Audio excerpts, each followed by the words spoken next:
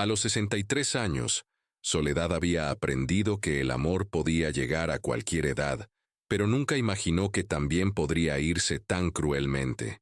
Sus manos arrugadas acariciaban por última vez el collar de perlas de su madre, él mismo que había guardado como un tesoro durante décadas, esperando el momento perfecto para lucirlo. Joaquín, el hombre que había llenado sus días de primavera tardía con promesas de un futuro compartido, necesitaba su ayuda urgentemente. Ella no dudó en vender cada pieza de la herencia familiar, confiando en que el amor que él juraba sentir por ella era tan real como las lágrimas que derramó al desprenderse de sus recuerdos más preciados. Pero hay traiciones que duelen más que la soledad, y secretos que cambian para siempre la forma en que una mujer se ve a sí misma. Si quieres seguir descubriendo historias que tocan el corazón como esta, no olvides suscribirte para no perderte ningún relato que cambie tu perspectiva sobre la vida. Soledad se observó en el espejo del dormitorio mientras se quitaba lentamente los pendientes de diamantes que habían pertenecido a su madre. La luz dorada de la tarde se filtraba por las cortinas de encaje bordado a mano, creando pequeños arcoíris en las piedras preciosas que pronto ya no serían suyas. Había tomado la decisión más difícil de su vida, pero el amor la había cegado de tal manera que no podía haber otra salida. Joaquín necesita mi ayuda, se dijo a sí misma por enésima vez esa semana, mientras sus dedos temblaron al tocar el collar de perlas. Y cuando dos personas se aman de verdad, no hay sacrificio demasiado grande. Cada pieza de joyería contaba una historia. El collar de perlas había sido el regalo de bodas de su bisabuela, quien lo había lucido durante 50 años de matrimonio. Los pendientes de diamantes fueron comprados por su abuelo para celebrar el nacimiento de su madre. La pulsera de oro con pequeños rubíes había viajado desde Madrid hasta Andalucía, cuando su familia se mudó buscando una vida mejor, y el anillo de esmeraldas, el más preciado de todos, había pasado de madre a hija durante 4 generaciones, siempre con la promesa de que algún día sería heredado por la siguiente. Recordó vívidamente cómo había conocido a Joaquín 6 meses atrás en el mercado del pueblo. Era un jueves por la mañana, y ella había salido temprano para conseguir los mejores tomates del puesto de María. Él, un hombre distinguido de 58 años, con cabello canoso perfectamente peinado y ojos verdes que parecían sonreír, incluso cuando su boca no lo hacía, se había acercado a preguntarle por las mejores naranjas. «Perdone, señora», le había dicho con voz suave y educada. «Veo que conoce bien estos productos. ¿Podría recomendarme las naranjas más dulces?» Esa simple conversación sobre cítricos se había convertido en una charla de media hora sobre el clima, el pueblo y la mejor forma de preparar mermelada casera. Joaquín había insistido en invitarla a un café, y ese café se convirtió en cafés diarios, paseos por los olivares al atardecer y promesas susurradas bajo las estrellas andaluzas.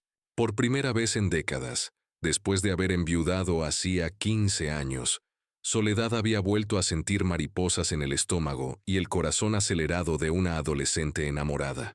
La joyería del señor Morales estaba al final de la calle principal, justo después de la panadería donde compraba el pan cada mañana, desde hacía 30 años. El anciano joyero, con sus gafas de aumento y su delantal de cuero gastado, la recibió con la misma expresión compasiva que había tenido durante toda la semana, mientras tasaba cuidadosamente sus piezas familiares. «Señora Soledad», le dijo, con voz paternal mientras examinaba el collar de perlas bajo su lupa.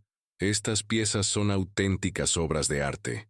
El collar es de perlas cultivadas de primera calidad, y estos pendientes, estos diamantes tienen una pureza excepcional. ¿Está completamente segura de esto?», le preguntó por tercera vez esa semana. «Estas piezas tienen un valor sentimental incalculable. Son el legado de su familia». Ella asintió con firmeza, aunque su corazón se desgarraba por dentro y tenía que hacer un esfuerzo consciente para no dejar escapar las lágrimas. Joaquín le había explicado entre lágrimas la semana anterior que una deuda de juego lo tenía al borde de perder su casa familiar, la misma donde había crecido y donde guardaba los recuerdos de sus padres. Los prestamistas lo amenazaban con acciones legales, y si no pagaba 30.000 euros en una semana, perdería todo lo que tenía. «No tengo a nadie más a quien recurrir, Soledad», le había dicho con voz quebrada, tomándole las manos entre las suyas. «Mis hermanos han perdido la confianza en mí después de otros problemas del pasado. Tú eres la única persona en el mundo que me entiende, que ve al hombre que realmente soy. Más importante aún, le había prometido que tan pronto como resolviera este problema, la presentaría oficialmente a su familia y celebrarían su cumpleaños, número 64 por todo lo alto, con la fiesta que ella siempre había soñado pero nunca había tenido. «Mi cumpleaños será en 3 días», le había dicho ella con una mezcla de ilusión y melancolía. «Nunca he tenido una fiesta de verdad. Nunca he sido el centro de atención de una celebración. Entonces será la más hermosa que hayas tenido jamás», le respondió él, besándole las manos con ternura. «Te lo prometo por todo lo que más quiero, mi amor. Será una noche que recordarás para siempre». Cuando el señor Morales le entregó el sobre con los billetes contados, 25.000 euros en total, Soledad sintió como si hubiera vendido una parte de su alma, como si hubiera traicionado la memoria de todas las mujeres de su familia que habían protegido esas joyas con tanto celo. Pero el amor, pensó mientras guardaba el dinero en su bolso, requería sacrificios, y ella estaba dispuesta a darlo todo por Joaquín y por la promesa de un futuro compartido. Los días previos a su cumpleaños, Soledad se dedicó a preparar su pequeña casa como nunca antes lo había hecho. Con el dinero que le había sobrado después de ayudar a Joaquín, quien había recibido la suma con lágrimas de gratitud y promesas renovadas de amor eterno, compró flores frescas en el mercado, preparó sus mejores recetas andaluzas y hasta se mandó a hacer un vestido nuevo en casa de Remedios, la modista del pueblo. La casa de 2 plantas que había heredado de sus padres nunca había lucido tan hermosa. Limpió cada rincón con dedicación obsesiva, encerando los muebles de madera hasta que brillaron como espejos, lavando las cortinas a mano y puliendo la vajilla de porcelana que solo usaba en ocasiones especiales. Compró velas aromáticas, de lavanda, su fragancia favorita y flores de temporada, claveles rojos, rosas blancas y ramitas de jazmín que llenaron la casa con su perfume dulce. En la cocina, se esmeró preparando una auténtica fiesta andaluza. Cocinó gazpacho con tomates de su propio huerto, tortilla española con patatas perfectamente doradas, jamón ibérico cortado en lonchas finas como papel, aceitunas aliñadas con la receta secreta de su abuela, y una paella que había practicado 3 veces esa semana para asegurarse de que quedara perfecta. También preparó su especialidad, roscos fritos con miel, el mismo postre que su madre le enseñó a hacer cuando tenía 12 años. Joaquín había insistido en encargarse de todo lo relacionado con la fiesta y los invitados. Según él, había invitado a su hermana Carmen, una mujer elegante que trabajaba en Córdoba como profesora, a su sobrino Pablo, un joven médico que acababa de terminar su residencia, y a varios amigos del pueblo vecino donde supuestamente vivía. También prometió traer una pequeña banda de música con guitarra y cajón flamenco, y un fotógrafo profesional para inmortalizar el momento en que oficialmente la presentaría como su pareja ante su familia. «Será tu noche especial, Soledad», le decía cada vez que se veían, tomándole las manos con ternura. «Por fin mi familia te conocerá y verán lo afortunado que soy de tenerte en mi vida. Carmen está ansiosa por conocerte. Dice que nunca me había visto tan feliz». El vestido nuevo era una obra de arte en sí mismo. Remedios, que había sido modista en Sevilla antes de regresar al pueblo, había diseñado especialmente para ella un conjunto azul marino de 2 piezas, una blusa de seda con bordados discretos en hilo dorado y una falda que llegaba justo debajo de las rodillas, con una caída perfecta que disimulaba las imperfecciones del tiempo y realzaba su figura aún elegante. Ella se había levantado temprano el día de su cumpleaños, cantando villancicos navideños aunque fuera septiembre, mientras arreglaba cada detalle de la casa. Las flores llenaban cada rincón estratégicamente, desde el recibidor hasta el patio trasero donde había colocado una mesa larga con mantel blanco para la cena. Los platos tradicionales esperaban en la cocina, cubiertos con paños limpios para mantenerlos frescos, y había conseguido prestado suficientes sillas y mesas para acomodar cómodamente a los 15 invitados que Joaquín había prometido traer. Se había maquillado cuidadosamente frente al espejo de su dormitorio, usando el estuche de cosméticos que había comprado especialmente para la ocasión. Un toque de colorete en las mejillas, rímel para resaltar sus pestañas, y un labial rosado suave que la hacía verse más joven. Peinó su cabello gris con elegancia, recogiéndolo en un moño bajo que dejaba escapar algunos mechones suaves alrededor de su rostro. Mientras se miraba en el espejo con el vestido puesto, se sintió hermosa por primera vez en años. No importaba que hubiera vendido las joyas de su madre. Pronto tendría una nueva familia, nuevos recuerdos y la promesa de un futuro acompañada. Joaquín llegaría a las 7 de la tarde con todos los invitados y comenzaría una nueva etapa de su vida, una que había esperado durante 15 largos años de soledad. A las 6:30, Soledad encendió las velas aromáticas por toda la casa, puso música suave de fondo, canciones románticas españolas que había seleccionado cuidadosamente, y se sentó a esperar junto a la ventana de la sala. Su corazón latía de emoción y nervios, como el de una novia el día de su boda. Había imaginado este momento cientos de veces durante las últimas semanas. Joaquín llegando con un ramo de flores, presentándola orgulloso a su familia, bailando, juntos en el patio mientras todos los celebraban y la aceptaban como parte de su círculo íntimo. El reloj de la cocina marcó las 7, luego las 7:30 y después las 8. Soledad seguía en su silla junto a la ventana, observando cada coche que pasaba por la calle empedrada, esperando ver el rostro familiar de Joaquín entre las sombras de la noche que se acercaba lentamente. Las 9 de la noche llegaron como una bofetada fría. Soledad había llamado al teléfono de Joaquín más de 20 veces, pero siempre saltaba el buzón de voz. Las velas se habían consumido hasta convertirse en pequeños charcos de cera, la comida se había enfriado, y ella seguía sentada en su vestido azul marino, ahora arrugado por las horas de espera.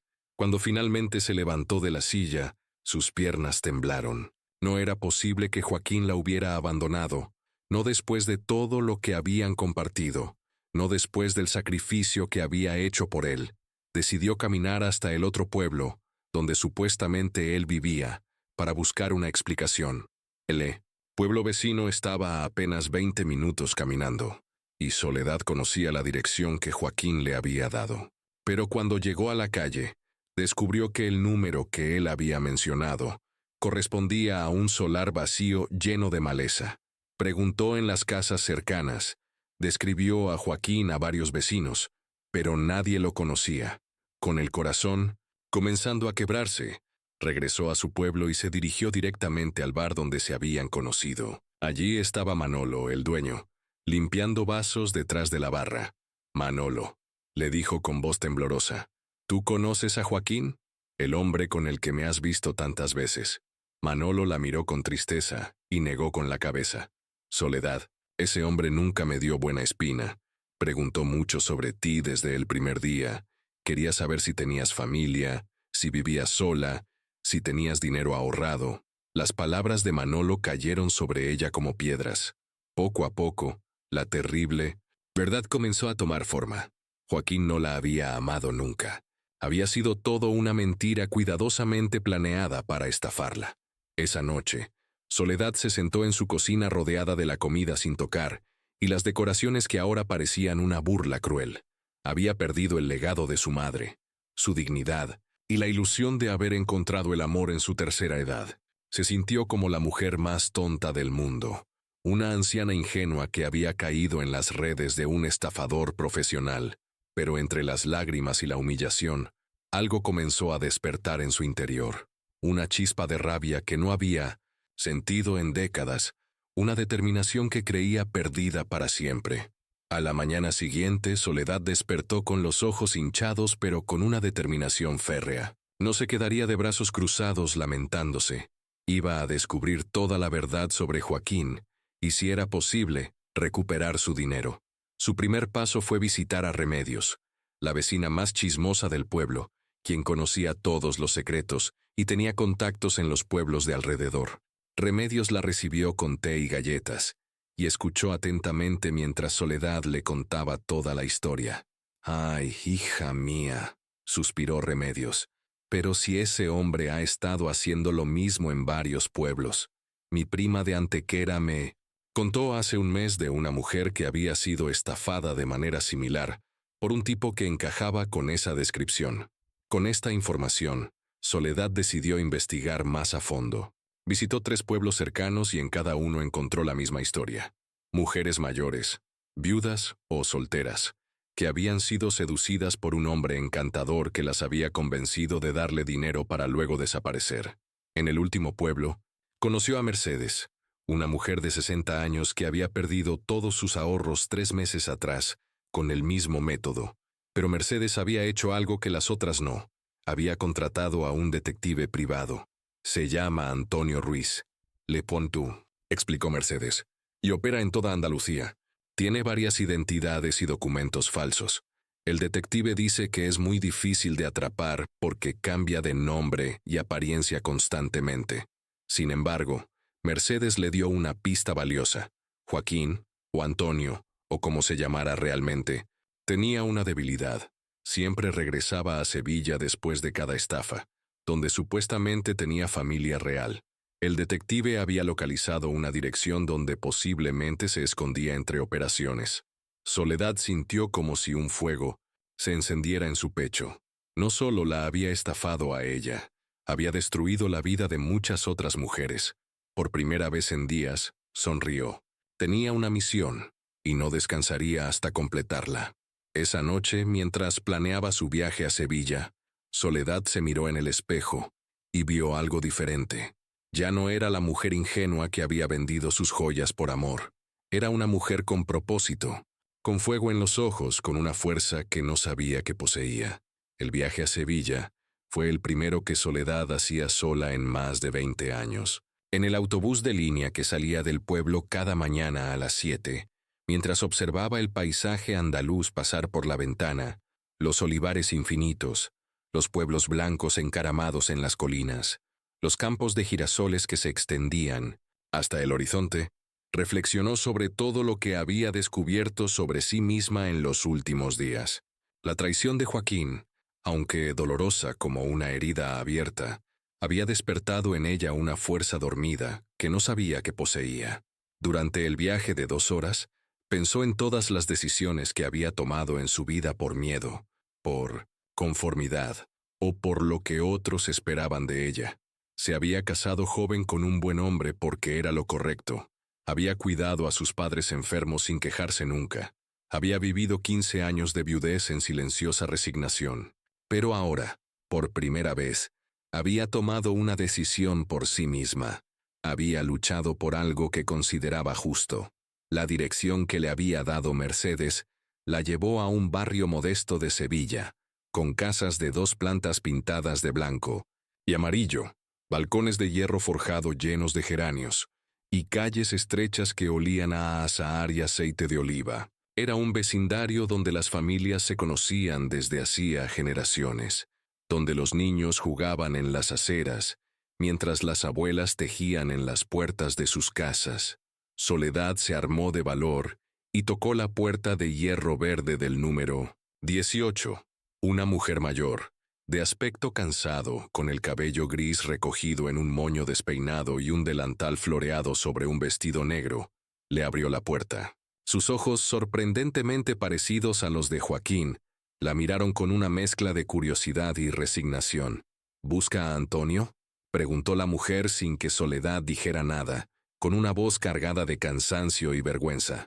Soy su hermana, Carmen. Y por su cara, por esa expresión que conozco tan bien, me imagino que es otra de sus víctimas. Carmen resultó ser una mujer completamente diferente a la profesora de Córdoba que Joaquín había descrito. Era una viuda de 65 años, que había trabajado toda su vida limpiando casas para poder mantener a su hermano menor. esperando siempre que algún día él sentara cabeza y encontrara un trabajo honesto. En lugar de eso, había visto cómo Antonio se convertía en un experto manipulador que se aprovechaba de la bondad de mujeres solitarias. La sala de la casa era modesta pero impecable, con muebles antiguos heredados de sus padres, fotografías, familiares en marcos dorados y un crucifijo de madera sobre la televisión. Carmen invitó a Soledad a sentarse en el sofá de terciopelo gastado y le preparó café en tazas de porcelana mientras le contaba la verdadera historia de su hermano. Antonio empezó con estas estafas hace 10 años, después de que perdiera su trabajo en la fábrica, le confesó Carmen con la voz quebrada por la vergüenza. Al principio solo pedía dinero prestado a los vecinos, luego comenzó a mentir sobre trabajos que no tenía, y finalmente descubrió que las mujeres mayores, especialmente las que habían perdido a sus maridos, eran más generosas y confiadas. La hermana le contó que Antonio había estado en la cárcel 2 veces por estafa, pero siempre encontraba maneras de volver a sus viejas costumbres. Tenía varios documentos de identidad falsos, conocía todos los pueblos pequeños de Andalucía, donde era fácil encontrar mujeres vulnerables, y había perfeccionado una técnica de seducción que incluía historias tristes, promesas de amor verdadero y crisis financieras urgentes. Hace una semana llegó aquí con dinero, presumiendo de haber encontrado a otra ingenua que había vendido hasta las joyas de su madre por él, le confesó Carmen mientras las lágrimas rodaban por sus mejillas. Yo ya no puedo más con él, ya no puedo seguir viendo cómo destruye la vida de mujeres buenas como usted. Está arriba, en su habitación, gastándose su dinero en apuestas online como siempre hace. Soledad sintió que el corazón se le aceleraba, pero no de miedo sino de una extraña mezcla de rabia y determinación. Estaba tan cerca de confrontar al hombre que había destruido sus ilusiones, que había vendido su amor como si fuera una mercancía barata en el mercado. ¿Puedo subir a hablar con él?, preguntó con una voz que ella misma no reconoció, firme y decidida. Cuando Antonio abrió la puerta de su habitación y vio a Soledad parada en el umbral con el sol de la tarde creando una silueta en el pasillo, su rostro palideció completamente. Ella, sin embargo, se sintió extrañamente calmada, como si hubiera estado preparándose para este momento toda su vida. Ya no era la mujer desesperada y humillada del día de su cumpleaños. Era alguien diferente, más fuerte, más consciente de su propio valor. «Hola, Joaquín», le dijo con una sonrisa fría, que no llegaba a sus ojos. O debería decir Antonio, «Vengo por mi dinero y no me iré de aquí hasta conseguirlo». Durante la siguiente hora, Soledad hizo algo que nunca había hecho en sus 64 años de vida. Se enfrentó directamente, sin miedo y sin disculpas, a alguien que la había lastimado profundamente. No gritó, no lloró, no suplicó como él probablemente esperaba. Simplemente le explicó a Antonio, con una calma que la sorprendió a ella misma, que conocía toda su historia, que había hablado con sus otras víctimas, que tenía información suficiente para denunciarlo, y que tenía 2 opciones muy claras: devolverle el dinero o enfrentarse a las consecuencias legales con todas las pruebas que había reunido. Antonio, completamente sorprendido por la firmeza y determinación de Soledad, por esta versión de ella que no había previsto en sus cálculos, accedió a devolverle 18.000 euros, la mayor parte del dinero que le quedaba después de sus apuestas. No era todo lo que había perdido, pero era suficiente para que ella pudiera recuperar al menos el collar de perlas y los pendientes de diamantes del señor Morales. Cuando regresó a su pueblo esa noche, en el último autobús que hacía el recorrido, desde Sevilla, Soledad se sentía como una persona completamente nueva. Había perdido algunas joyas y había vivido una traición dolorosa que la había marcado para siempre, pero había ganado algo mucho más valioso e irreemplazable. Había descubierto su propia fuerza, su capacidad para luchar, su derecho a defenderse y a no permitir que nadie más abusara de su bondad.